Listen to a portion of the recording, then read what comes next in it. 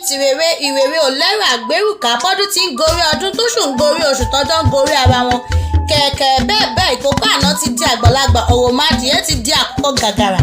Abdulazeez Ayọ̀mídé Hasan ọkọ Adébọ́lá ti di ẹni ńlá ó di ẹni àpèsè láwùjọ torí òní lọ́jọ́ ìbí rẹ̀ pọ̀ sí ire ṣòkòtò máa jóyàgbá nìṣó ó di ilé ọlọ́jọ́ ìbí.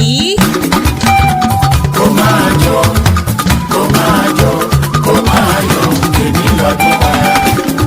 Congratulations on your birthday today.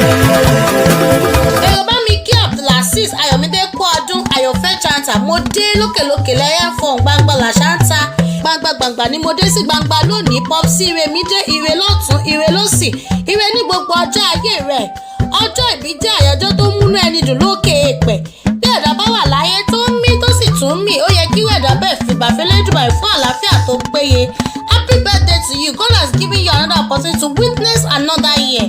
ẹ wojú ọlọ́jọ́ ìbí abẹ̀rín músẹ́ alálùbáríkà ọkùnrin ó mọ̀ kárí àtọmọ́ ṣe ó tún nígbàgbọ́ bí kó o mú stáàdì lòkè bá ṣìdí mi ò lè ròyìn ọlọ́jọ́ bíi tòní tán ó gbójú ó gbóyà ọlọ́pọlọ pípé ní Ayọ̀mídé ọkọ Adébọ́lá CEO Tasmo Investment dealer in all kinds of building materials cement and iron àná wọn ní ìlú Akaka Olú ọmọ Ọ̀nàlẹ́yẹ Ìjẹ̀bú ọmọ Alárẹ̀ ọmọ Alágẹmọ Ògùn wọ̀yọ̀wọ̀yọ̀ Abúlé Ṣòwò ọmọ Ìjẹ̀bú ṣèyàn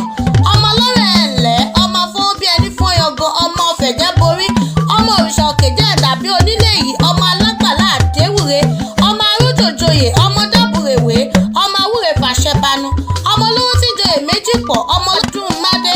ọmọ aládé ògògò mọ́gà ọmọ òṣèní ọ̀yọ̀yọ̀ ń yọ̀ ọ̀yọ̀yọ̀ má yọ̀ mọ ohun tó ṣe nílé ìpani ọmọ dúdú ilé ọmọ bẹ́ẹ̀ ṣe pupa tí ìbáṣe òkùnkùn sí nílé ó ti ràjò ọmọ onígbò mọ́dé ọmọ onígbò kan àjòjò gbọ́dọ̀ wọ̀ àjòjì tó bá wọ̀ yóò dẹbọra ọmọ olówó ìṣẹ̀ǹbáyé ṣèbí wọn lọmọ Ìjẹ̀bú ọmọ èrè nìwà